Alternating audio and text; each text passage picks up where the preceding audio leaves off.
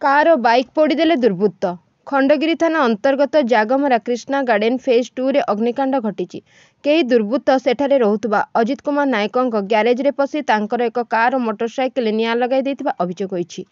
सूचना अनुसार रविवार राति अजित और तांको परिवार शोइबा परे राति प्राय 3:30 बेलू बड़ शब्द शुभिला। अचानक सेमानक निद भांगी जाइतिला। अजित एवं तांको पत्नी देखिबा बेलू ग्यारेज रे थिबा कार और मोटरसाइकेल टी हुतु हुतु होई निआं जळुछि। यह देखि अजित बाहर को आसिबाकू चेष्टा करिथिले बेले बाहर पटु कबाट बंद थिला। किछि उपाय न पाई सेमाने छात उपर को जाई साई पड़ोसी को डाकिथिले।